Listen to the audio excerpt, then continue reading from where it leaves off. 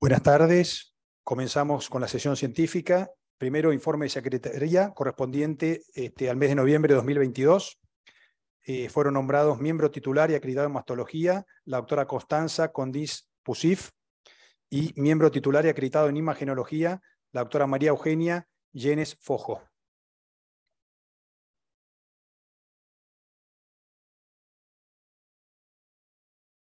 Por otro lado, está la fecha del 16º Congreso Argentino Internacional de Mastología, del 27 al 29 de agosto del 2023, en el Sheraton Hotel Buenos Aires, y va a ser modalidad presencial.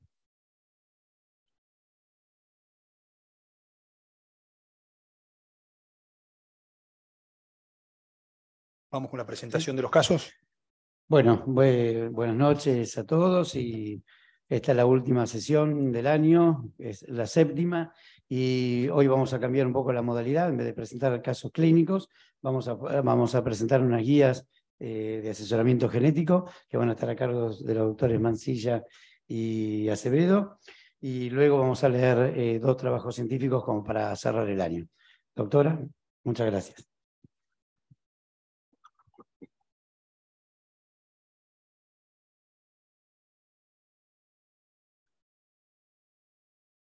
Vamos por esta, ¿no? Sí.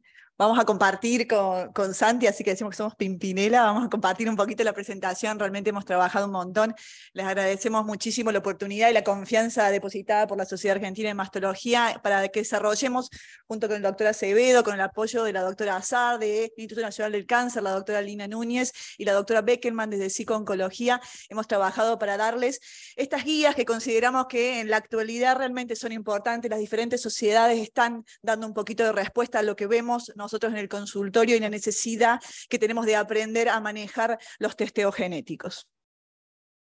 A ver si paso, muy bien. Todos entendemos ya como especialistas en cáncer de mama lo importante de identificar a aquel paciente que ha heredado una alteración de papá o mamá y el impacto que tiene en el paciente y en la familia. El traer un poquito esta famosa medicina de precisión, ya la tenemos en el consultorio. Entendemos que es realmente importante identificar a estos pacientes porque primero, y como gran objetivo que todos nosotros tenemos, es una gran herramienta de prevención del cáncer. Podemos prevenir nuevos primarios en nuestros pacientes y podemos prevenir el cáncer en aquellos pacientes sanos que identifiquemos con alteraciones genéticas. Podemos discutir sobre mejores cirugías más personalizadas, poder identificar a aquel paciente, y todos nuestros pacientes nos piden las mastectomías de reducción de riesgo. Bueno, esta es una gran herramienta para poder identificar qué paciente se va a beneficiar de una cirugía más agresiva. Poder también otorgarle este screening personalizado y poder racionalizar qué imágenes necesitan nuestros pacientes en su cuidado. Como les decía, también poder identificar aquellos pacientes que tienen más riesgo de desarrollar primarios no mamarios y más ya ahora en la actualidad ya tenemos drogas específicas, no solo ya en el escenario metastásico, también drogas específicas para pacientes con estadios iniciales. Entonces el testeo genético se nos ha metido en el consultorio y tenemos que dar una respuesta a eso. Entendemos que no es fácil, muchas veces las situaciones son complejas, pero se ha demostrado, no solamente en Argentina, ya tenemos trabajo de Argentina, sino en el mundo, que el testeo genético, el identificar pacientes con alteraciones germinales, es costo efectivo y es costo ahorrativo. El paciente que identificamos una alteración germinal en él, vamos a poder tener un impacto en sobrevida en ese paciente y a largo plazo va a haber un ahorro en el sistema de salud por la identificación de ese paciente. Pero lamentablemente, y aún en las unidades de mastología más renombradas del mundo, casi el 50% de los pacientes con cáncer de mama y cristerio de testeo genético no son testeadas. Hay una falla y es por esto que de la Sociedad de Mastología estamos tratando de otorgarles una herramienta para poder solucionar esto que también los vemos en nuestro ámbito. Son varias las barreras y se estudia mucho al respecto. ¿Por qué todavía hay un 50% de pacientes que nosotros no identificamos? ¿Por qué nos cuesta que el testeo genético, que el asesoramiento genético sea parte del estándar de cuidado de nuestros pacientes? Entendemos que hay una falta de educación médica para integrar el testeo genético como un estándar de cuidado, que hay falta de recursos para la realización de asesoramiento genético en tiempo y forma. Es un problema el costo del estudio, más aún en Latinoamérica, particularmente en Argentina. Hay una falta de herencia del paciente, tampoco entiende el paciente la importancia de esto y otras barreras que seguramente iremos descubriendo. Entonces, como realmente el acceso y la apropiada utilización del consejo genético es crítico en las políticas de salud actuales, se empezó a buscar una forma de poder resolver esta situación y se identificó y se vio como una herramienta. Realmente el mastólogo, el oncólogo, el médico tratante puede dar los primeros pasos de un asesoramiento genético, puede pedir, indicar un testeo genético para poder acelerar el proceso de asesoramiento y poder dar un poquito la respuesta a esta falta de recursos humanos. Estábamos un poco revisando con Santiago, en Argentina solo 12 provincias tienen asesoramiento genético, hay aproximadamente 80 asesores genéticos que son parte de la Red Nacional de Cáncer Familiar y Hereditario. Realmente es enorme el gap que tenemos entre la necesidad de estudios, necesidad y la celeridad con la que necesitamos los estudios y los recursos con los que contamos. Es por esto que hemos, junto con Santiago y la gente que le he nombrado, desarrollado esta guía de solicitud de estudios genéticos en cáncer de mama hereditario. El objetivo es proporcionar al equipo de salud una herramienta que les permita tomar las mejores decisiones sobre la solicitud de estudios genéticos relacionados con la herencia del cáncer de mama. A esta guía escrita de poquitas páginas, 3 páginas nomás, las acompañan 3 videos, estos recursos audiovisuales que nos parecen realmente importantes. Un video desarrollado para pacientes, donde le contamos un poquito qué son los testeos genéticos, qué es el cáncer hereditario, y 2 desarrollados para la educación de los profesionales. Como les decía, el objetivo de esta guía es ayudar a agilizar el proceso de asesoramiento genético y posterior realización de pruebas, poder compartir y generar obviamente una red desde la Sociedad de Mastología y que podamos también acompañar al Instituto Nacional del Cáncer y poder aumentar el testeo genético y la identificación de estos pacientes, porque realmente tiene un impacto enorme y tenemos que convencernos de eso en el tratamiento, en el seguimiento y en la prevención del cáncer. Esto no quiere decir, y más de las herramientas que nosotros podamos tener, tenemos que tener en cuenta y un poquito, ¿cómo decirlo? Darnos cuenta de que a esta altura de las circunstancias nosotros no podemos no contar con un equipo de asesores genéticos. Todos aquellos que tratemos pacientes con cáncer debemos contar con un equipo de asesoramiento genético. Puede ser en la misma institución, fuera de nuestra institución, pero para manejar este tipo de estudios genéticos y estas pacientes, estas familias tan complejas, necesitamos hacernos de un equipo. Estos asesores genéticos van a tener bastante trabajo, van a ayudarnos con la educación del paciente, evaluar los casos, evaluar la familia, ayudarnos a la indicación de testeo, a la interpretación, a estratificar los riesgos para poder manejar los resultados de estos estudios, ayudarnos a tomar las mejores decisiones, sobre todo ayudarnos con la familia, que es una de las partes más complejas. Pero como les decía, entendemos que los recursos son escasos, que el poder tenerlos en forma rápida es difícil y vamos a ser nosotros los que vamos a tener que hacer los primeros pasos y hacer lo que decimos un partnership. Vamos a tener que tomar y acompañarnos y acompañar a ellos para poder hacer lo que ahora se llama modelo mainstream. Entonces, nosotros, los mastólogos, los oncólogos, vamos a dar los primeros pasos, vamos a dar guías y recomendaciones básicas y sobre todo información. Esto no es una glucemia, no podemos pedirle al paciente el estudio, dárselo y vamos a ver qué da el resultado. Sí, hay que darle una información básica y un poquito Santi ahora les va a contar qué dice la guía respecto a esta información básica que tenemos que darle a nuestros pacientes, cómo pedir el estudio genético. Tenemos que entender que a esta altura identificar una paciente, identificar un BRCA en una paciente porque tiene un cáncer de mama es una falencia y tenemos que trabajar en ello y por esto hemos decidido hacer estas guías de indicación de testeo. Ahora le doy lugar a Santi. Gracias, Ana. Bueno, continúo, los agradecimientos son los mismos.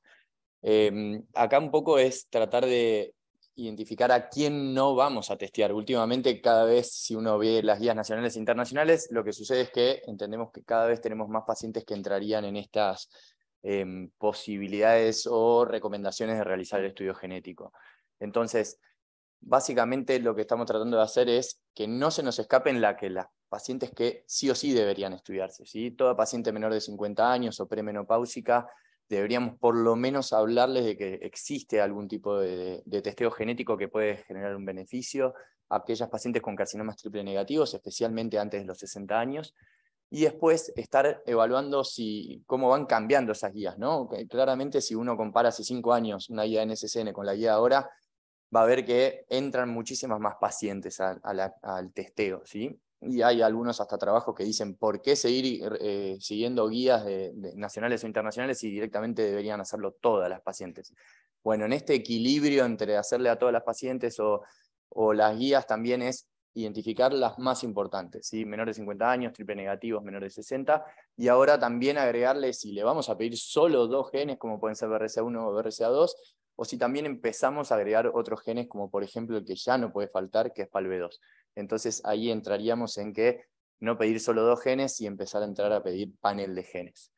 Entonces, nosotros como, digamos, primer eslabón en esto pedido de estudios genéticos, o si, digamos, cómo empezaríamos a evaluar a una paciente inicialmente, es esto de no nos puede faltar esta información pretest, es básicamente no pedimos que se haga un árbol genealógico absolutamente completo con 7 generaciones para arriba, pero sí identificar a la paciente, decir, bueno, sos una paciente de menos de 50 años, y explicarle también que la mayoría de los carcinomas son esporádicos y que solo un bajo porcentaje de esas pacientes van a tener carcinomas heredofamiliares, entre un 5 y un 10% depende de la población que estemos viendo, y que no son todos los genes iguales, hay genes de alta penetrancia, o sea que implican mayor riesgo, y genes de moderada y baja penetrancia, y que después, que si yo tengo una alteración genómica no significa que mis familiares de primer grado sí o sí la tengan o la vayan a heredar, sino que son herencias autosómicas dominantes en donde el 50% de la descendencia o de lo que es el familiar de primer grado va a tener.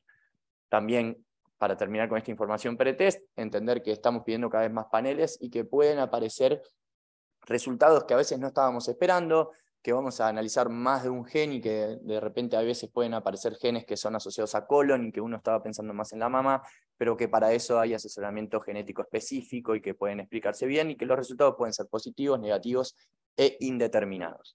Y después de que siempre, esto es bastante específico para poder explicarle a las pacientes, es que no es que sí o sí, si la paciente se hace un estudio genético y le da positivo, vamos a operarla, sino que a veces va a cambiar su forma de tratamiento que no implique sí o sí una cirugía bilateral o excesiva, ¿sí? Y después estos criterios de selección, tratar de indicar a qué paciente se lo vamos a pedir, y esto por ahí lo más difícil es entender qué es un caso índice adecuado, o sea, aquella paciente que tiene mayor cantidad de probabilidades de encontrarse la alteración genómica demostrable, y después entender que si yo me viene a ver una paciente que tiene múltiples antecedentes en la familia, y ella no tiene ninguno, bueno, tratar de estudiar a la que tiene los antecedentes y no a la que viene con la familia con sus antecedentes, ¿sí? Y después también siempre explicar que la mayoría de las coberturas, esto no está en plan médico obligatorio y que muchas de ellas no van a cubrir el estudio, y después también de que la decisión de pedir el estudio es de la paciente, no es porque un familiar exige y le quiere preguntar, la hermana está desesperada por saber, sino que ella es la que tiene que saber. ¿Cómo pedir un estudio genético en consultorio? Básicamente solicito un panel de genes para alto riesgo de carcinoma heredofamiliar. Las guías, más que nada del Instituto Nacional del Cáncer, lo que solicitan es que tratemos de describir qué genes queremos pedir, BRCA1, 2, PALB2, CHEK2, ATM, pero con que uno ponga a veces ya solicito panel de genes es suficiente. Si se puede identificar o pedir los genes, mejor aún. En los videos está descrito y después también en las guías también. Y después, yendo específicamente a los videos, hicimos 3 videos, 2 para médicos y 1 para pacientes. Los 2 de los médicos, el objetivo es facilitar la toma de decisiones para la solicitud de los estudios.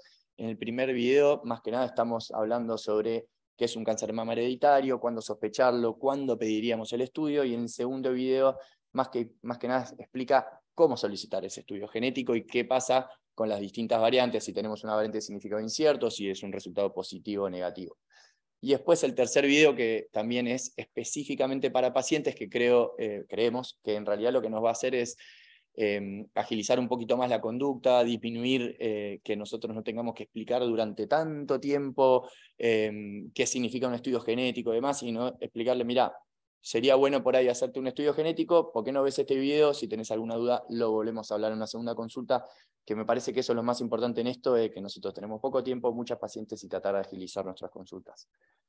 Saber que cuando dan positivos, la gran mayoría de las pacientes, más del 84% de ellas, van a tener cambios en su conducta de tratamiento y seguimiento si el estudio es positivo. Entonces hay que preparar a las pacientes para explicarles esto, y después también entender que nuestro rol, no solo como mastólogos, como asesores genéticos y también como oncólogos, es identificar a aquellas pacientes que pueden tener las mutaciones, si las tienen, otorgarles o poder pedirles el testeo, y después saber cómo solucionar esos problemas que las pacientes van a tener con los testeos genéticos positivos. Para eso tenemos que tener redes y tener las distintas variantes que nos pueden suceder, y para poder derivar correctamente a las pacientes. Esto es un algoritmo que también está descrito en el video. Es más que nada, una paciente ingresa a una unidad, tiene un criterio de asesoramiento genético o no, pero si yo tengo una intención de que lo más rápido posible tener el estudio genético, no puede esperar un asesor genético 4 meses, bueno, ir pidiéndole el estudio, también ir viendo si podemos hacer algún tipo de asesoramiento también desde un privado, desde la psicooncología, y después, si el resultado llega a ser negativo, esperar para el asesoramiento, no pasa nada, pero si llega a ser positivo, variante de significado incierto, que sea derivada a alguien que pueda explicarle qué significa eso. Bueno, esto, como siempre, terminamos las exposiciones, manejo multidisciplinario, entender, derivar y trabajar en conjunto. Muchas gracias. Gracias.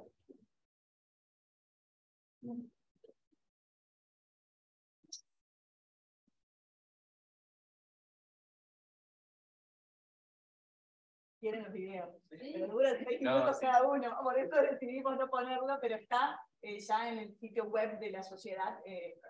La semana que viene, bien, van a estar en el sitio web de la sociedad. Sí, los estuvimos mirando y son bastante didácticos, así que son fáciles de entender. Bueno, ¿alguien quiere hacer alguna pregunta con estas recomendaciones? Sí, Gustavo. Bueno, felicitaciones nuevamente, ya lo felicité varias veces hoy. No, la pregunta es en cuanto a la accesibilidad, porque, por ejemplo, en Estados Unidos es más accesible y más económico incluso, ¿no? ¿Qué posibilidades hay de solucionarlo prácticamente para las pacientes que no tienen la cobertura? Lamentablemente, desde la parte pública no hay para realizar estudios genéticos completos. Se está trabajando mucho el Instituto Nacional del Cáncer para tratar de poner los recursos ahí. Se ha comprado bastantes aparatos después de toda COVID, así que se está trabajando nuevamente en eso. Entender igual que los estudios genéticos salen aproximadamente $200, $250, no son tan caros, uno como los traspola a los que son las plataformas genómicas, estamos hablando de otros precios. Nosotros siempre en la consulta tratamos de decirle esto al paciente, realmente son accesibles, son cada vez más accesibles, hay cada vez más competencia. Entendemos que lamentablemente hay un problema de acceso enorme. Desde la Pharma ya se está dando respuesta, lamentablemente solo testeos BRCA, hay testeo BRCA gratuito para cáncer de mama metastásico y hay testeo de BRCA gratuito para estadios iniciales que cumplan criterios de medicaciones específicas, pero digo, hay recursos por lo menos para tener estudios básicos y se está trabajando para tener estudios más amplios y desde lo público también. ¿Cuándo deciden pedir los testeos? Es decir, la cantidad de test, ¿no? Por ejemplo, si una paciente es de acuerdo a los recursos, pedir el BCRA1, BCRA2 nada más y no pedir todo el panel, o ustedes hacen algún tipo de ¿tenés así algún algoritmo? Decir, a esta paciente le voy a pedir tal cosa porque hay cáncer de colon en la familia o hay alguna otra patología. Sí, las recomendaciones últimamente es pedir a todas las pacientes panel, o sea que está bastante más fácil desde ese punto de vista. Más que nada porque están siendo más baratos y más efectivos o más rápidos que por ahí pedir solo 2 o 3 genes. Con el tema de antes había más variantes de significado incierto asociado a pedir más cantidad de genes, ahora cada vez hay un poquito menos, dependiendo qué gen se haga o no. La realidad es que yo ya no recuerdo la última vez que pedí un gen específico sin que la paciente no tenga una mutación familiar, digamos, heredada. Pero la realidad es que se están pidiendo paneles de genes por esto, por costo-efectividad y también porque vamos a tener en mama hay entre 7 a 11 genes que nos podrían cambiar conducta o forma de seguimiento, entonces Ya directamente entre 7 a 11 y 30, muchas veces se piden los 30. Las prepagas no piden ninguna objeción, no hacen ninguna objeción, ninguna justificación, Sale lo porque mismo. uno pide más, sale lo mismo. Es raro esa parte, pero sale lo mismo hacer 30 que 7, que 11 y que 3, muchas veces. Y hasta más barato. Sí, pero como concepto nosotros tenemos que entender BRCA 1 y 2 solo, no más. Y es lo que tenemos por la farma. Entonces tenemos un montón de pacientes que tienen estudios limitados, que el paciente entienda eso, que un estudio BRCA 1 y BRCA 2 es solamente ahora porque lo tenemos en forma gratuita, pero un estudio tiene que ser mínimamente BRCA 1, BRCA 2 y PALP. El pedir solo BRCA 1 y BRCA 2 va a ser pacientes mayores de 60 años que no tengan ningún otro criterio más, le doy inhibidores de la PALP o no. Pero como tenemos que incorporar eso, ya BRCA 1 y BRCA 2 solo no, y son los costos son los mismos. Bien. Sí, Juan, lo felicito por la presentación. Yo quisiera preguntarles a una paciente de ascendencia judía ashkenazí que no tenga ninguna mutación familiar, si cuando le pedimos el testeo genético hay que hacer las mutaciones fundacionales ashkenazí o tenemos que hacer el panel. ¿Una paciente sana o con patología? No, una paciente sana, pero con antecedentes que me parezca que tenga que hacer un asesoramiento genético y que la genetista diga, sí, hay que hacerle el estudio genético. ¿Qué hacemos? Sí, según guías en SCN en este momento, simplemente tener ascendencia ashkenazí, uno puede hablar con el paciente de hacer las 3 mutaciones fundacionales. El 80% de los judíos ashkenazí que va a tener una alteración genética la va a tener en alguna de estas 3 mutaciones puntuales en BRCA 1 y BRCA 2. Si el paciente tiene patología, uno le pide primero las fundacionales y luego puede pedir un panel. Y si el paciente tiene las fundacionales, las identifico, y si no tiene, tenemos que extenderlo, si el paciente tiene patología. Pero si las mutaciones judías ashkenazí son negativas, ¿es necesario pedir el panel después? Si tiene antecedentes familiares, sí. Si no tiene antecedentes familiares, lo hicimos solo por su ascendencia, no. Yendo a la práctica, a lo que pasa en el consultorio, si la paciente tiene cobertura que más o menos puede llegar a cubrirla, le cubre un tiro. Entonces, perdón que hable así, pero es literalmente tratar de buscar directamente el panel. Entonces yo ya paciente ya la tengo cubierta y no estoy esperando, bueno, me parece que puede tener un check 2, porque también hay ascendencias que nací que puede tener más probabilidad de tener una alteración en gen check 2. Entonces, la realidad, lo que me pasa a mí o lo que hago yo en el consultorio, le pido un panel directamente. O sea, qué dice la guía, cómo ir haciéndolo, es eso, pero después la verdad que el panel ashkenazí está cerca en los números. También pueden llegar a salir esos $150 y ya con esto ya está. Está bueno hablarlo en el asesoramiento genético, porque hacer un panel te expone a más variantes de significado incierto. Entonces, bueno, es una charla que uno tiene que tener con el paciente. Realmente el tema de costos en Argentina es una charla que uno tiene que tener con el paciente y buscar con él las mejores estrategias. Independientemente de los costos y la cobertura, lo más conveniente para la paciente y para el médico tratante es el panel. Yo tengo una posición y Santiago otra, veo. Yo considero que uno tiene que ser cauto para no exponer a pacientes a variantes de significado incierto. Entiendo que en la práctica, como no vamos a tener cobertura, pero los protocolos que dicen es empezar por panel ashkenazí. En la práctica, como bien dice Santiago, como tenemos pocos recursos, vamos directamente a panel y quizás exponemos al paciente mayor incertidumbre. ¿Qué grado de exactitud tiene cuando investigamos al caso no índice?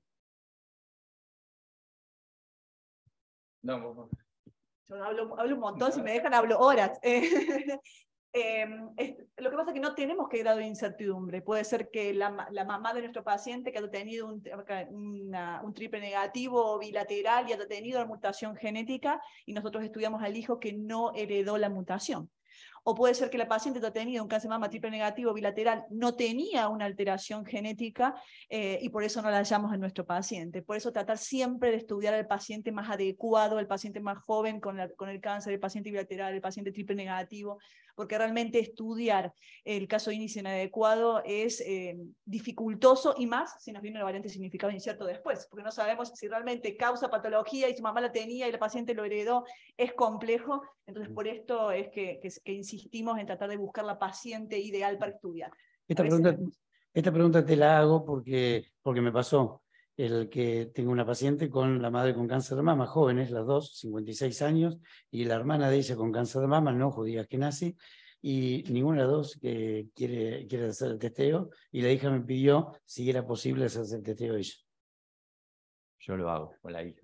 Pero, de vuelta, a mí lo que me está pasando es, la paciente tiene el deseo, se le explica, entiende los pros, los contras, quiere hacérselo igual, para mí está bien que se lo haga. Yo como médico tratante voy a tener más información después con esa hija de una paciente de alto riesgo y voy a poder evaluar la mejor forma de seguimiento.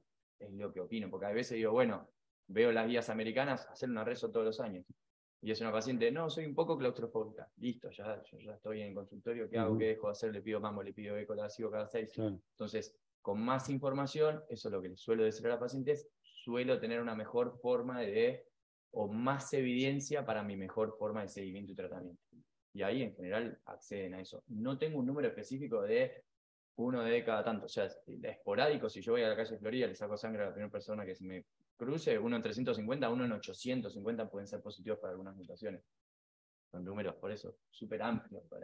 O sea, mejor me que pongo nada. un poquito más quisquilloso, sos ascendente ashkenazí o no, bueno, empiezan a cambiar un poco los números. Yo, doctor, en esa paciente lo tenemos un montón, ¿eh? El paciente o que no tiene acceso, el familiar, que es el caso adecuado, no tiene acceso y la paciente tiene OSDE al frente tuyo. Claro. Trato siempre, primero hagamos un intento, tomemos 1 o 2 meses a ver si el caso inicia adecuado puedo hacer el estudio, si no volvé y lo hacemos en voz y charlamos. Pero siempre el intento de hacerlo Sí, por supuesto, adecuado, hacerlo. Por supuesto. Pero lo vemos mucho en el consultorio. Por supuesto, pero a veces que no hay con quién hablar. ¿Alguna pregunta más? Bueno, muchísimas gracias a los dos. Muy útil.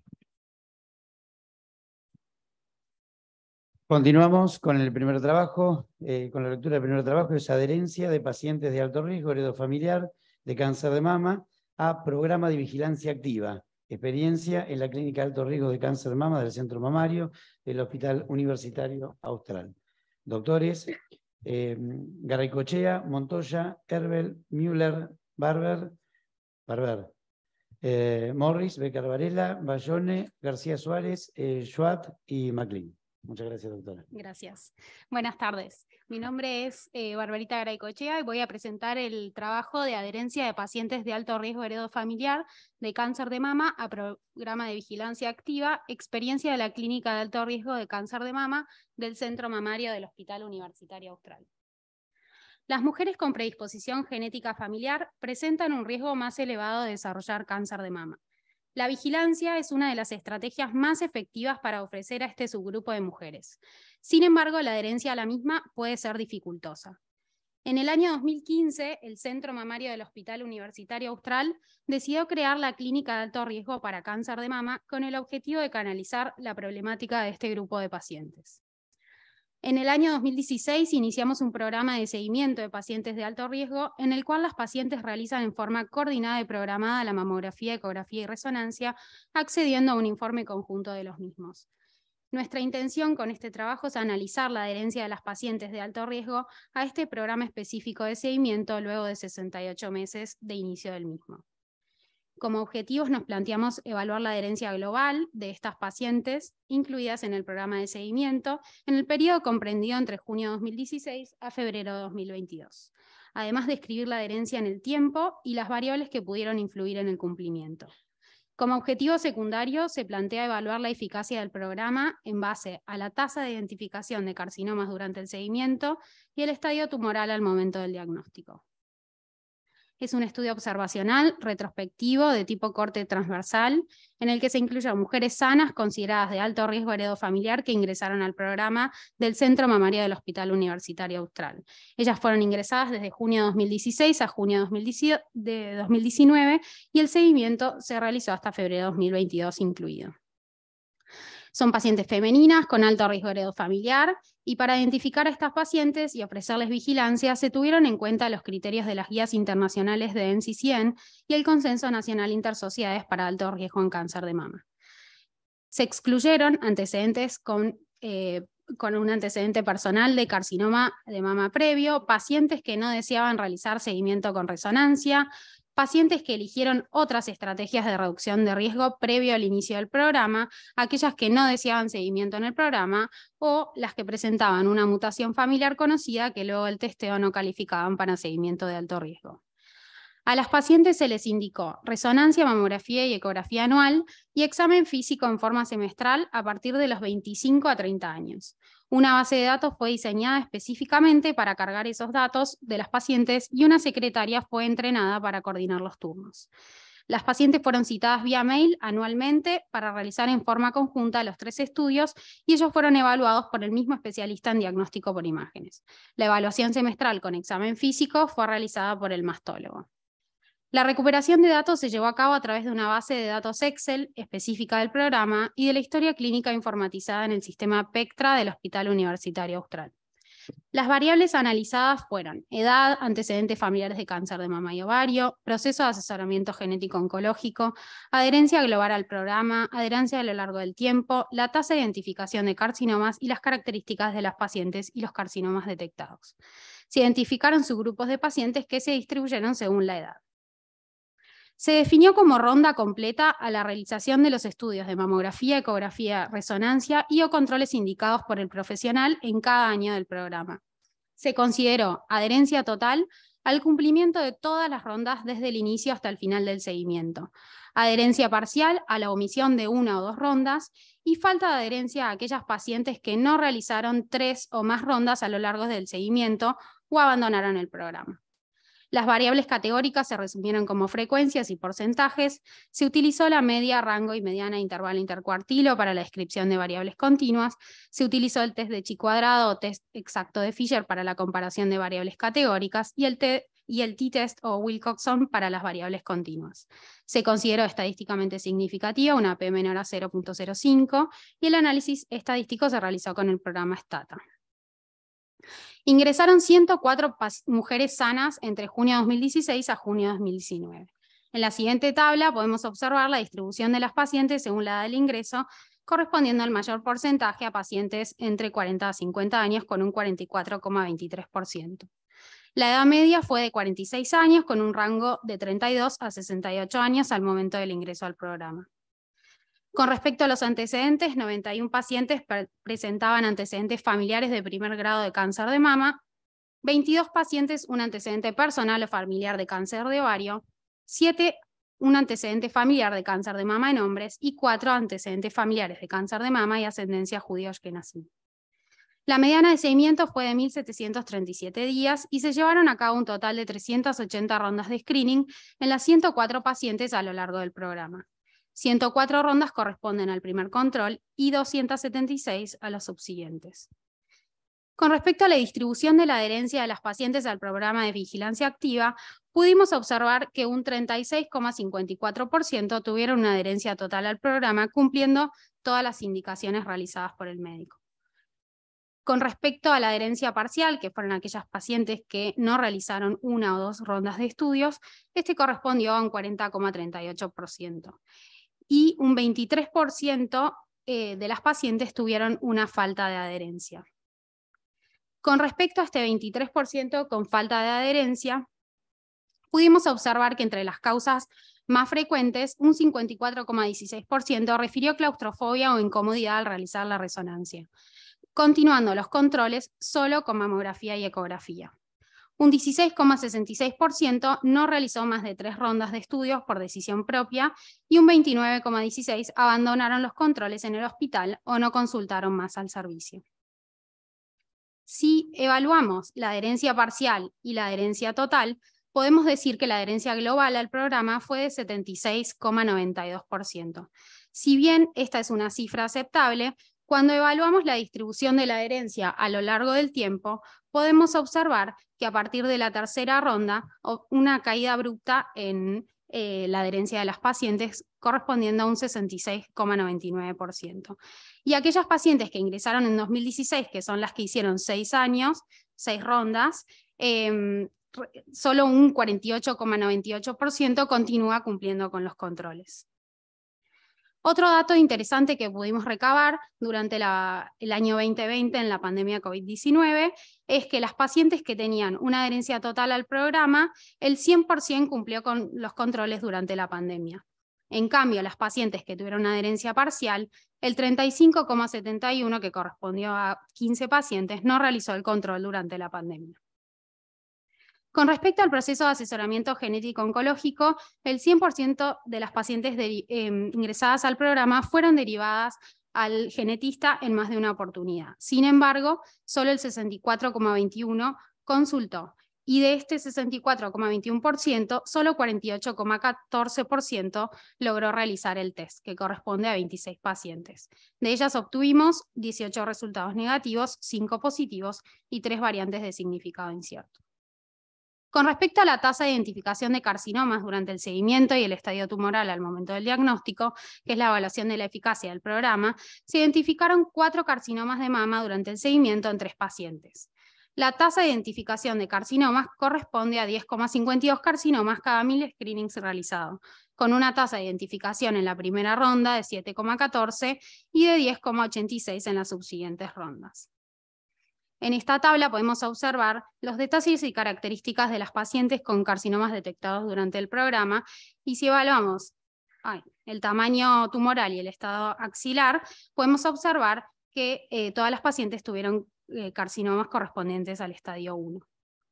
Con respecto a la adherencia al programa y las variables que pudieron influir en el cumplimiento, no se observó una relación estadísticamente significativa al analizar la edad, el antecedente familiar de primer grado de cáncer de mama o familiar hombre, el antecedente de cáncer de ovario propio o familiar y el conocimiento del estatus genético. Sin embargo, se observó una tendencia en las pacientes que realizaron el proceso de asesoramiento completo, independiente del resultado, a cumplir mayormente con el programa. El objetivo principal de los programas de screening o vigilancia en poblaciones de alto riesgo es lograr identificar tempranamente un carcinoma de mama, resultando en un mejor pronóstico de la enfermedad. La introducción de la resonancia con contraste al screening en este subgrupo de mujeres ha logrado mejorar las tasas de identificación de carcinomas y la detección en estadios más tempranos debido a la mayor sensibilidad del método. En el análisis de nuestro programa, la tasa de identificación de carcinomas fue de 4 en 380 rondas de screenings, que esto corresponde a un 10,52 de casos cada 1000. Vicky y colaboradores reportaron los resultados tras 10 años de seguimiento con resonancia a una población de mujeres con alto riesgo heredofamiliar, y según el grupo analizado, observan una tasa de 8,3 para pacientes que no tienen mutación y de 25,5 para pacientes con mutación BRCA1, con una tasa global de 14. Otras publicaciones consideran aceptable y como requisito para acreditar un programa de screening a la tasa de identificación global de carcinomas mayor o igual a 5 para la primera ronda. La nuestra fue de 7,14. Con respecto a la identificación de tumores en estadios iniciales, los 4 carcinomas identificados correspondieron al estadio 1. En el trabajo de Vicky y colaboradores, el 84,5% de los carcinomas identificados correspondieron al estadio 1 y solo un 11,8% presentaba compromiso axilar. Estas cifras son similares a las reportadas por otros autores. Si evaluamos la eficacia de nuestro programa basándonos en la tasa de identificación de carcinomas, el estadio tumoral al diagnóstico y el compromiso axilar, podemos afirmar que nuestro programa fue eficaz logrando identificar carcinomas en estadios tempranos. Sin embargo, el objetivo principal de este trabajo se centra sobre otro aspecto importante a considerar, que es la adherencia al mismo. En las evaluaciones de programas de vigilancia de alto riesgo, se le otorga poca relevancia a la adherencia a la hora de analizar la eficacia, y la bibliografía es escasa al respecto. La OMS describe la adherencia terapéutica como el grado en que el comportamiento de una persona se corresponde con las recomendaciones acordadas de un prestador de asistencia sanitaria. La adherencia global al programa fue de 76,92%, que podría considerarse aceptable. Sin embargo, solo el 36,54% realizó todos los controles indicados. La bibliografía al respecto es variada y escasa, con tasas de adherencia que van desde 57,9%, como en el estudio publicado por Berg y colaboradores, hasta un 88% por otros autores. La falta de adherencia al programa corresponde a un 23,07%, y entre la causa de mayor prevalencia observamos que un 54,16% no deseaba continuar el seguimiento con resonancia, siendo esta la principal causa de abandono del mismo. Cifras similares son reportadas por algunos autores, sin embargo otras series lo reportan como un evento infrecuente. Con respecto a la adherencia a lo largo del tiempo, podemos observar un abandono o falta de cumplimiento del programa de hasta un 50% de las pacientes. A partir de la tercera ronda de screening, solo el 66.99% cumple con las indicaciones. Hatton y colaboradores evalúan el impacto psicológico de la adherencia al método en su análisis, describen mayor angustia y ansiedad relacionada con la resonancia comparado con el screening habitual, y una pérdida significativa de mujeres que eligen no continuar en el programa se observa a lo largo de la serie. Phillips y colaboradores observan una mayor adherencia de las pacientes al screening y a otras estrategias de reducción de riesgo cuando realizan asesoramiento genético y conocen su estatus. Si bien todas las pacientes del programa fueron derivadas al consultorio de asesoramiento genético en más de una oportunidad, solo el 64.21% asistió a la consulta y de ellas solo 26 pacientes lograron realizar el test. Como conclusión, los programas de screening de alto riesgo mejoran las tasas de identificación de carcinomas en estadios más tempranos, mejorando el pronóstico de la enfermedad. Sin embargo, la adherencia a los mismos no es perfecta. A pesar de los esfuerzos implementados para facilitar a las pacientes el seguimiento, la pérdida o falta de adherencia observada fue significativa. Estos datos podrían ser aún más alarmantes en otras poblaciones con mayores dificultades para acceder al estudio. Como profesionales nos plantea un desafío con respecto a cuál es la mejor estrategia de reducción de riesgo para ofrecer a las pacientes que no desean continuar con la vigilancia o simplemente no pueden mantenerla a lo largo del tiempo. Los datos demostrados apuntan a una necesidad de continuar desarrollando estrategias que faciliten el seguimiento, suministrar información y apoyo a las pacientes para identificar las posibles causas y optimizar la reinserción o evitar el abandono completo de los controles. Muchas gracias.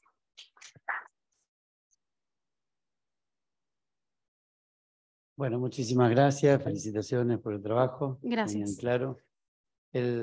¿Alguien quiere hacer alguna pregunta? Doctor Coborno. Felicitaciones, doctora, muy bueno e interesante el trabajo, me pareció. Ustedes mostraron alrededor de un 23%, creo, de baja adherencia en el seguimiento. Encontraron 4 carcinomas y la causa que dijiste más frecuente por la baja adherencia fue realizar la resonancia.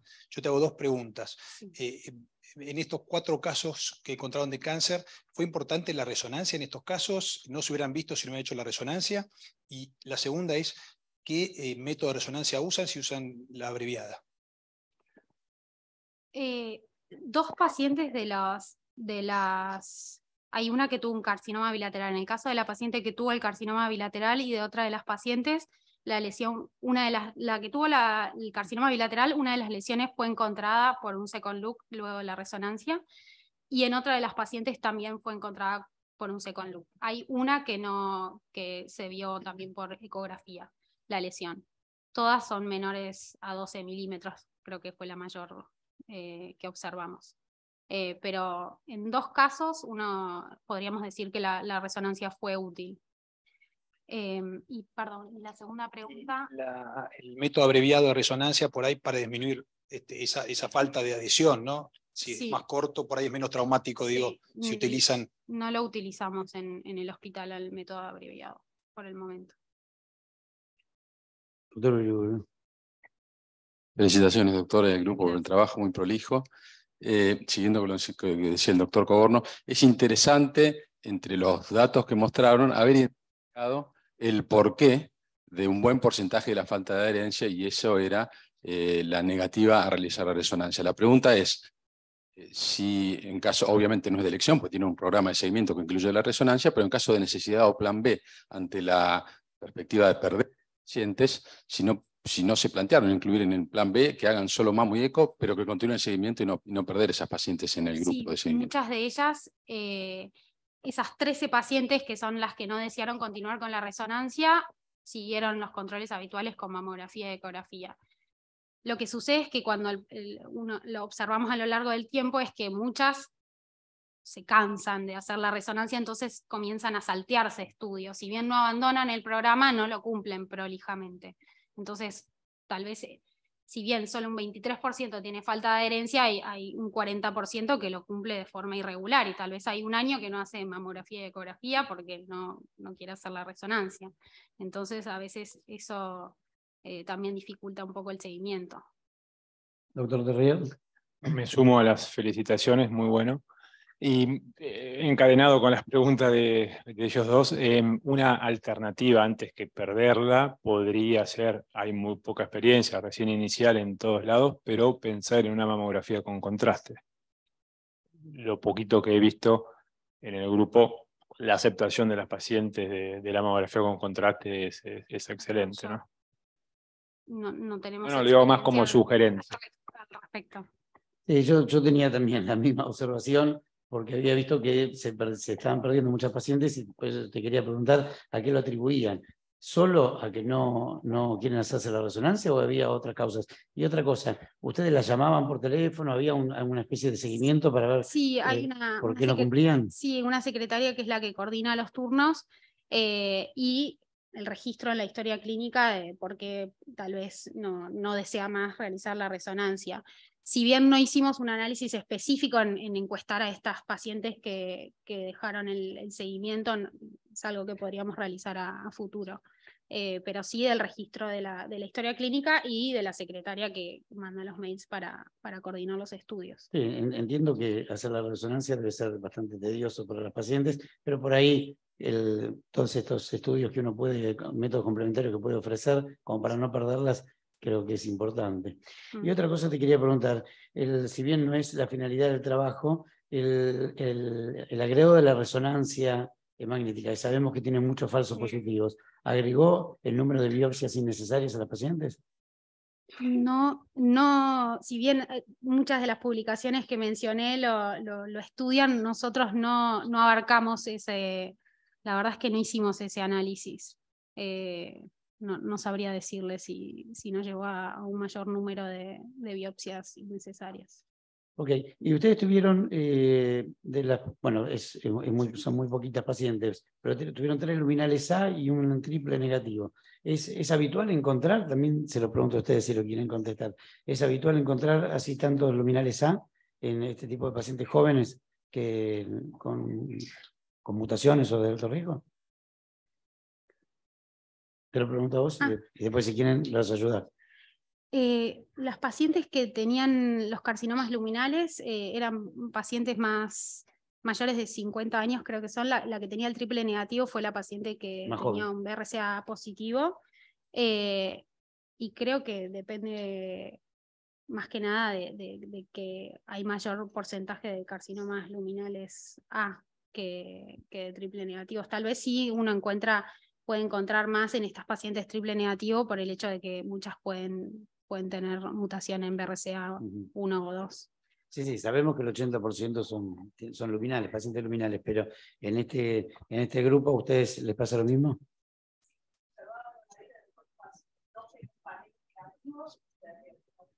O sea que serían población general. En un bracado, sí.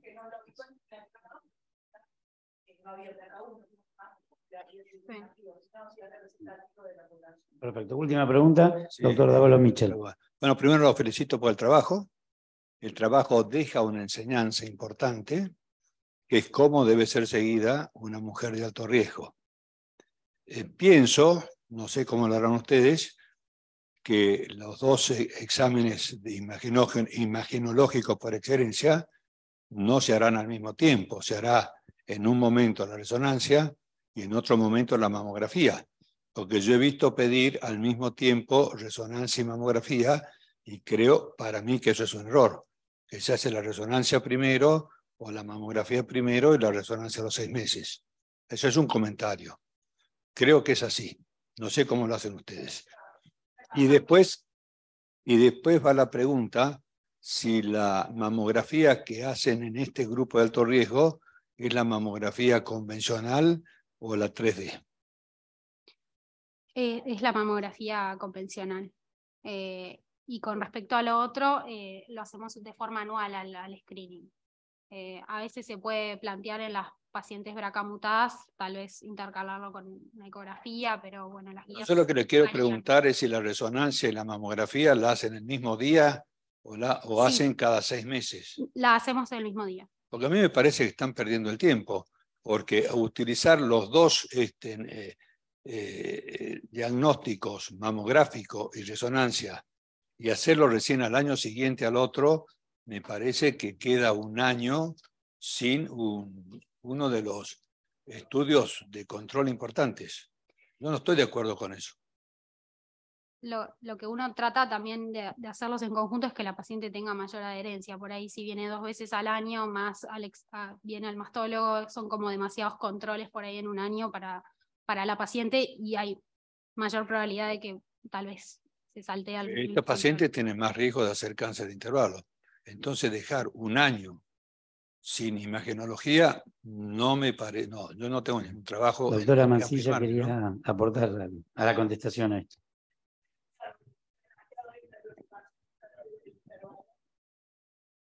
Se ha estudiado específicamente esto que usted plantea, doctor. Se han cambiado las guías hace poquito tiempo. Se ha visto que en realidad no hay, salvo en pacientes BRCA1, donde se plantea hacer resonancia cada 6 meses, y algo muy discutido. En el otro grupo de pacientes no está demostrado que sea necesario, y en realidad es más un efecto placebo, que la paciente se siente más segura por hacerle estudios cada 6 meses, pero no está demostrado que tenga un impacto real en el diagnóstico. Pero es una discusión, y sobre todo esto, BRCA1 es la preocupación, los cánceres de intervalo, y se plantea resonancia cada 6 meses.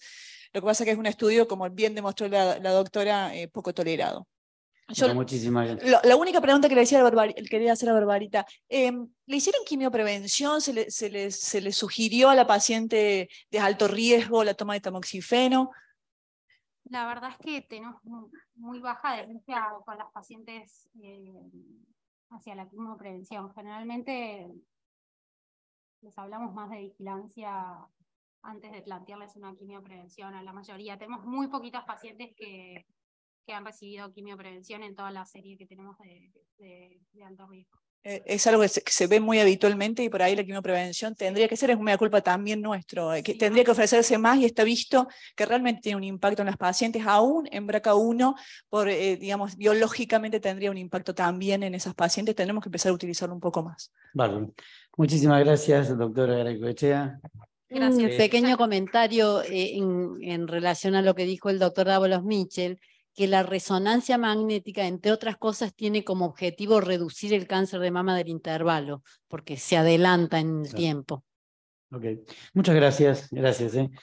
Seguimos con el último trabajo, carcinoma de mama y su tratamiento primario durante la pandemia COVID-19. Este es un estudio multicéntrico de las unidades de mastología de la Argentina, de los doctores Valerio, que participaron, Aleman, Taboada, Calvo, Barchuk, Monstecher, González, Istiliano, Echevaray, Díaz, Retamoso, Schiafino, Haspigel, Terrier, Lucchini, Ilzarbe y Corrao. Gracias, doctor. Bueno, yo soy Ana Valerio, el doctor ya presentó a los autores principales, pero bueno, después desglosamos un poquitito todos los que formaron parte del trabajo desde cada una de las unidades. Hoy ya parece un poco viejo presentar esto, pero bueno, la idea es mostrar cómo nosotros evaluamos a nuestras pacientes en ese momento de una manera también en conjunto y digamos con todas las unidades, y cómo nos impactó a nosotros la pandemia para también tener esta experiencia para un eventual caso similar futuro. Así que bueno, como ya sabemos, la pandemia tuvo un impacto global en numerosas patologías, entre ellas el cáncer de mama, y la evidencia que había en ese momento era muy escasa, con, digamos, muchas veces evidencia que indujo cambios en tratamientos y modalidades de seguimiento, pero que no sabíamos el impacto y la magnitud real del efecto de estos cambios. Había datos provenientes de distintas regiones, con mayor número de contagios, que adaptaban medidas más restrictivas, que limitaban el acceso de las pacientes al sistema de salud y, por ende, del tratamiento de sus patologías. Y también, otra cosa importante, es que se temía que el impacto que podía tener el COVID en las pacientes que tuviesen una enfermedad oncológica activa, más cuando en ese momento todavía no había una vacunación disponible. Con lo cual nosotros en ese momento nos planteamos realizar un enfoque del manejo médico de estas pacientes para tratar de entender un poco, unificar las conductas también ajustadas a nuestra realidad en la Argentina, evaluando el riesgo-beneficio del tratamiento o seguimiento de nuestras pacientes durante esta primera etapa de mayor aislamiento. Se invitó a participar a todas las unidades de mastología de la Argentina, considerando los centros activos de tratamiento del carcinoma de la mama. nos planteamos como objetivo principal evaluar y describir tratamientos médico-quirúrgicos para el carcinoma de la mama con sus eventuales cambios, y por otra parte, secundariamente, ver qué proporción de estas pacientes con diagnósticos recientes en tratamiento activo, ya sea quimio, hormono o cirugía, desarrollaron infecciones por COVID y cuál había sido su evolución. Fue un diseño de corte ambispectiva de pacientes que habían sido diagnosticadas con cáncer de mama. Como dijimos, fue un estudio multicéntrico que abarcó desde el inicio de la pandemia, según la definición dada por la OMS, desde el 11 de marzo del 20 hasta el fin del aislamiento social obligatorio en la Argentina, que finalizó en octubre del 20. Lo que esperábamos era que en ese momento, el registro lo vamos a explicar, pero la primera parte se completara a octubre del 2020 y el seguimiento en torno a primer semestre, si bien al principio se postuló enero, se prolongó hasta el primer semestre del 2021. Los criterios de inclusión eran adultos mayores de 18 años diagnosticados y tratados por cáncer de mama en las unidades de mastología, en las que se efectuaran, obviamente, cirugías programadas para tratamiento médico para el cáncer durante la pandemia, y se estratificó a los centros según la repercusión nacional de la infección por COVID. Para ello también utilizamos datos de la Organización Mundial de la Salud y el Registro Nacional en cuanto al impacto epidemiológico según las distintas localidades. Se excluyeron pacientes cuyo tratamiento o seguimiento se interrumpió, ya sea por deseo propio de la paciente o por continuar el tratamiento en otro centro. Se recolectaron datos usando bases de datos hospitalarias, cada unidad contaba con su propio registro y se revisaron las historias clínicas electrónicas. Cada centro contaba con un investigador principal, fue un estudio dirigido por dichos investigadores, no comercial, no intervencionista, y consistía en completar en forma anónima 2 encuestas, cada paciente por paciente, obviamente se incluía la paciente que cumplía con los criterios, y a partir de eso se desarrollaron los objetivos propuestos. El primer formulario consistía en relevar datos epidemiológicos, tratamiento inicial de cada paciente, en conjunto con los datos propios de cada centro asistencial, y el segundo formulario actualizaba el seguimiento de cada paciente y cualquier infección por COVID, que era nuestro objetivo secundario. Lo que vemos entonces fue que se incluyeron 741 pacientes con una edad promedio de 53 años, un rango entre 26 y 93 años, 2/3 de las pacientes eran posmenopáusicas, la mayoría del diagnóstico eran estadio 1 y 2, un 80%. En cuanto al inmuno, eran mayormente tumores luminales, A y B, un 15% HER2, un 10% tumores triples negativos. Cuando vemos cuál fue el impacto en las unidades de mastología por el COVID, el 83% de las encuestas respondieron que la disponibilidad asistencial se mantuvo y no modificaron sus conductas por el COVID. En cambio hay un 10% que tenía las unidades de terapia saturadas, y eso a veces limitaba la decisión de las conductas quirúrgicas, y hay un 6% que directamente se manejaba en un ámbito que no atendía pacientes con COVID, así que no les representó una restricción. En cuanto a la disponibilidad y al testeo con la PCR para COVID, un 56% de las encuestas lo manifestaron realizar de manera rutinaria, pero hay un 44% que o no lo tenían disponible o tenían una disponibilidad limitada del recurso, por ende solo lo indicaban en pacientes que tuvieran síntomas. Y ajustado a cómo cambiaron su medida de protección a la hora de realizar los tratamientos, el 65% manifestó adaptar sus medidas de asistencia, incorporando barbijo N95, antiparras, incluso máscaras faciales. Algunos, un 20%, esperaba el resultado de la PCR y en base a eso adaptaba su protección, y hay un 15% que hizo lo que pudo con los recursos disponibles de cada centro.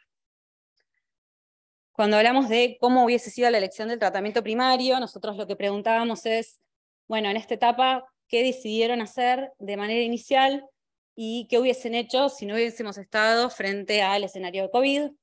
Como vemos, la realidad es que en cuanto al tratamiento quirúrgico no se modificó, la mayoría de las pacientes hubiesen mantenido su tratamiento inicial. Lo que sí vemos es que hay una duplicación de indicaciones iniciales de hormonoterapia como primera línea de tratamiento, y un pequeño descenso de las indicaciones de quimioterapia. Ahora, cuando vemos el tipo de cirugía, lo mismo, las cirugías conservadoras se mantuvieron, las mastectomías casi también igual. Lo que sí vimos cuando desglosamos un poco las mastectomías es que hubo una mayor tendencia a realizar mastectomías simples por sobre las mastectomías con ya sea reconstrucción protésica o autóloga. En cuanto al resto de los tratamientos, en la radioterapia no se evidenciaron diferencias significativas entre el COVID y una etapa no, digamos, de emergencia. Recibieron radioterapia post-cirugía conservadora el 66% o el 67% en el escenario ideal. Las radioterapias post-mastectomía en ambas situaciones eran de un 12%, y las que no tenían indicación de radioterapia se mantenían más o menos en porcentajes similares. En cuanto a la quimio, lo que sí vemos es que, bueno, las pacientes que se consideraban sin indicación eran más o menos similares. Disminuyó, como decíamos, un poco la indicación del tratamiento estándar en relación a una situación ideal no COVID. Acá hay una pequeña diferencia que tenía que ver con el anti-HER, se mantuvo casi estable, y las que recibían tratamiento anti-HER solo también, bajito, un 1%. Y lo que sí tiene que ver también con un poco la realidad de nuestro país es que solo en 7 pacientes que representan el 1% del muestreo se les ofreció y pudo realizar una plataforma genómica para definir su adyuvancia. En cuanto al hormono, tampoco se vieron diferencias significativas. Las pacientes con criterio para anastrozol eran un 42%, con tamoxifeno 33%. Hubo pacientes que se les agregó la supresión de la función ovárica, que fue un 5%. Las pacientes que eran estadio 4 recibieron su esquema correspondiente, y las que eran obviamente triples negativas o HER2 puros no recibieron hormonoterapia. Cuando hablamos de cómo fue el seguimiento, una vez que se instauró el tratamiento, la mayoría de los casos pudo seguir a sus pacientes de manera presencial, y porcentajes menores, un 6.3%, refiere a haberla seguido por telemedicina, herramienta también que se incorporó un poco gracias a esta situación.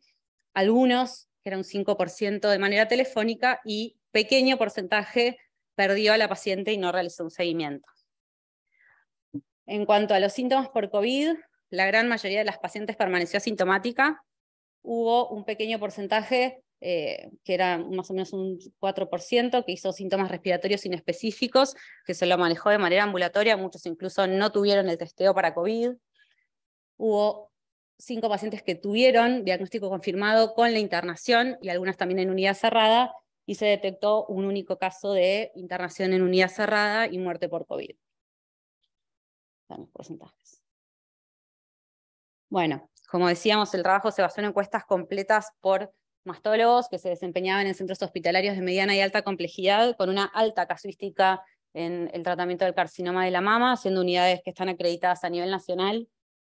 Obviamente la disparidad de los resultados se debe a las medidas adoptadas, que van variando sustancialmente entre los distintos centros según sus posibilidades asistenciales, disponibilidad de insumos y obviamente el desconocimiento sobre el manejo de estas pacientes en este contexto. La dicotomía entre tratar a la paciente oncológica exponiendo a un posible contagio de COVID por sobredemorar o modificar los tratamientos en pos de evitar la exposición al virus fue una de las preocupaciones principales de los equipos tratantes, y también sobre esto nos basamos para desarrollar el trabajo.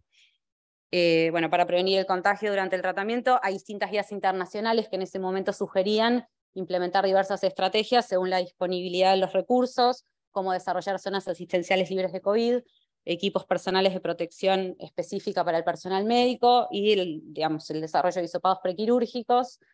En nuestra casuística, similar a lo descrito en el trabajo de Gasparri, que fue un estudio también multicéntrico de muchos, que unificó información de varios centros principalmente europeos, el 44% de los pacientes se realizó de manera rutinaria la PCR para COVID como medida previa al inicio de los tratamientos, y en el 56% no se encontraba disponible, y como decíamos, solamente se realizaba ante clínica respiratoria. Un poco recordando los valores de los equipos de protección, el 65% incorporaron medidas adicionales, el 20% guardaba respuestas de las PCRs para tomar conducta, y hay un pequeño grupo que no disponía de los insumos necesarios para realizar estos resultados. Cuando vemos cómo cambia la conducta de los distintos grupos de trabajo ante la pandemia, lo que vemos es que cuando había indicación menor a un 10% de iniciar el tratamiento con un esquema quimioterápico. Antes del COVID esto era solamente un 10% de las pacientes. Durante el COVID ese porcentaje fue el que más creció y hasta un 23% no realizaron tratamiento sistémico primario. Y principalmente lo que vemos es que los grupos que generaban más controversia y que se les decidió omitir la quimio eran principalmente tumores 1C triples negativos o HER positivos que tuviesen también tumores 1C. En nuestro trabajo, la quimio neoadyuvante se redujo de un 23 a un 20% y la quimio adyuvante de un 37 a un 34%. Los valores tampoco terminaron siendo significativos. En relación a la hormonoterapia, lo que vemos es que se duplicó lo estipulado a lo que hubiese sido un escenario habitual, del 2 al 5%, y esto generalmente está descrito en los estudios internacionales y se lo atribuye a tratar de dilatar la cirugía para no exponer a los pacientes luminales a los centros asistenciales que tuvieran contacto con pacientes COVID, y también porque podían, presumir que estas pacientes iban a tener infecciones más severas por contraer COVID durante la inmunosupresión que les pudiera generar los tratamientos, principalmente las que hacían quimio. Pero la cirugía, los rayos y la hormonoterapia se consideraban estrategias seguras y con menor impacto a la hora de indicarlos. En relación a la cirugía, al igual que lo reportaba en la literatura, no hubo cambios en cuanto a una menor o mayor conservación de la mama, y sí se evidenció una menor tasa de reconstrucciones, aumentando el número de mastectomías simples. La literatura también atribuye esto a un cambio en la preferencia tanto del médico como del paciente para evitar prolongar los tiempos quirúrgicos y disminuir el riesgo de las complicaciones que puedan acarrear los procedimientos reconstructivos. La mayoría de los trabajos internacionales aumentaron el uso de las plataformas genómicas en este tiempo como para poder ahorrarle la quimioterapia efectivamente a las pacientes que no lo necesitaran, y se describe hasta un 18% de aumento del uso de la plataforma. En nuestro país, que el acceso es restrictivo, y más en esa etapa en la que los recursos se destinaban a principalmente barreras de contención del COVID, esto se vio y solamente 7 pacientes hicieron una plataforma genómica. También consideremos que de los 12 centros que ahora vamos a describir, 4 eran privados, el resto eran centros públicos, así que, bueno, también muchas veces eso limitaba el acceso. Bueno, la indicación de radioterapia, como vimos, no varió. Se menciona una omisión en el tratamiento de menos de un 2% de las pacientes. Cuando vemos los trabajos internacionales, muchas veces ellos muestran que sí se adaptaron las estrategias. La mayoría mantuvo su tratamiento radiante, pero hay algunos, hay un 23% de casos en los que posponían la radioterapia en pacientes de bajo riesgo o cambiaban la fracción a moderadamente hipofraccionada o fraccionamiento extremo, hasta en un 7,4% de las pacientes. Como vemos, lo que tenía que ver con la infección por el COVID en las pacientes oncológicas fue muy variable. Hay series que reportan infecciones de 2% versus hay reportes de letalidad de un 20% en pacientes oncológicos en trabajos principalmente iniciales descritos en Italia. Y lo que también se menciona que nosotros no evaluamos fue la disminución y la reducción de las consultas oncológicas de hasta un 50% con derivación a tratamientos, para realizar el tratamiento en otros centros. En nuestro trabajo, la gran mayoría de las pacientes pudo ser atendida en sus centros de referencia, que contaban con la disponibilidad para poder ofrecer sus tratamientos oncológicos y sus posoperatorios adecuados. Solo el 10% brindó asistencia en un sistema de salud saturado, sin unidades de cuidado crítico, y el 7% lo hizo de manera habitual, como mencionábamos, porque no trataban COVID en sus centros. Bueno, y por último, pero no menos importante, lo que hablábamos en cuanto a la incidencia de la infección por COVID dentro del primer mes. Tomamos una corte temporal, suponiendo que en esos primeros 20 días a un mes son los mayores riesgos de nuevos casos de contagio, y esto se podía asociar a las visitas al centro sanitario para recibir asistencia, pero lo que vimos es que de las pacientes que realizaron el tratamiento, solo 3% tuvo síntomas que fueron leves, que no todos recibieron confirmación diagnóstica, y solamente un 0,6% tuvo el diagnóstico de curso internación para soporte básico, con una única paciente que terminó falleciendo por la enfermedad. Considerando el número total de pacientes que tratamos y la alta prevalencia de los contagios y de las internaciones y muertes por COVID, al principio de la pandemia, no se evidenció un aumento sustancial en nuestras pacientes con respecto a las casuísticas nacionales del Ministerio de Salud ni de la literatura internacional. Para concluir, entonces, los datos obtenidos fueron realizados en las distintas unidades, evidenciaron el impacto que tuvo esta etapa inicial del COVID en el tratamiento de nuestras pacientes. Si bien en la Argentina el impacto en la atención de las pacientes fue menor que en otras regiones, podemos identificar modificaciones en los tratamientos, principalmente disminuyó el número de reconstrucciones, aumentó las pacientes que realizaban hormonoterapia de manera primaria, y alguna modificación leve en los esquemas de quimioterapia. Obviamente hubiese sido de gran valor contar con las plataformas genómicas para definir los tratamientos de nuestras pacientes, pero bueno, vimos que poquitos casos por limitación de acceso lo pudieron hacer. Bueno, las que cursaron tratamientos en estas etapas no tuvieron intercurrencias mayores que la población general relacionadas a las infecciones que cursaron. Obviamente investigaciones venideras mostrarán la repercusión de estos cambios en el seguimiento de nuestras pacientes y la recurrencia. Me faltó una frase más. Bueno, que básicamente hablaba de eso, de también tener hoy la evidencia para eventualmente saber cómo actuar en una situación similar a futuro. Me cayó un signo de exclamación, muchas gracias. Y bueno, acá ya están descritos todas las unidades que participaron con los autores correspondientes. Gracias. Muy bien, muchas gracias. Una consideración entonces el trabajo de la doctora Valerio y colaboradores. ¿Alguna pregunta? Yo te quería preguntar, porque vi unos casos de carcinoma in situ, sí. Si la primera recomendación era que vino las guías españolas, fueron las primeras, en donde indicaban hacer tratamiento hormonal y postergar la cirugía. ¿Eso se realizó? No se hizo más en esas pacientes puntuales. De hecho, nosotros habíamos aclarado, no las terminamos excluyendo, pero habíamos aclarado que era para tumores que idealmente fueran invasores. Como eran, digamos, las terminamos incluyendo porque no era un número despreciable, pero la modificación fue la misma. Las que tenían indicación quirúrgica hicieron su cirugía conservadora, y las que se las consideraba de bajo riesgo y no querían exponerse al tratamiento quirúrgico, se les propuso la hormonoterapia, es dentro de esa duplicación de las indicaciones. Y después otra de las cosas que vi es que hubo una igualdad en cuanto a estadio, sí, con respecto a otras épocas, en épocas no COVID, pero yo creo que es porque es el poco tiempo, es la primera parte. Exacto. Y en la primera parte no tenemos un cambio de estadio. Esto fue tomado en la época del aislamiento social preventivo. Exacto, y obligatorio. fue al principio. Bien. Sí, fue durante esto no se continúa, no vieron qué pasar, por ejemplo, en el 21 y a comienzos No, de este la mes. realidad es que después lo que nos planteamos es en algún momento volver a hacer una tercera encuesta en la cual, bueno, esas pacientes pudiéramos ver cómo evolucionaron. Pero bueno, para eso también habría que tener un grupo control. Claro. Así que bueno, eso será porque nosotros sí notamos que después del año, ¿no? Donde no se hacían los controles, al año sí encontramos casos un poquito más avanzados que llegaban al hospital. Bueno, ¿alguna pregunta? Sí, doctora. No, agrego a lo que dijo la doctora Valerio recién. Sí, tenemos un trabajo que está ya presentado de una justamente de la doctora Tahuada, que terminó este año el Metropolitano, que justamente lo que evalúa es eso, los 3 periodos, antes, durante y después del COVID, para evaluar cómo fue el impacto de hacer o no hacer la mamografía y el tamizaje durante ese tiempo, si eso pudo determinar un impacto sobre el pronóstico de las pacientes.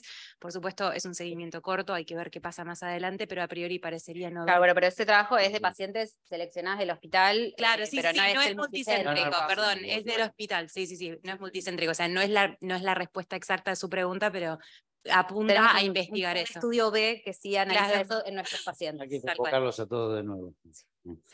Bueno, ¿alguna otra pregunta? Bueno, muchísimas gracias, doctora. Terminamos la sesión del año y los esperamos el próximo. ¿Sí? Felices fiestas y buen comienzo de año para todos.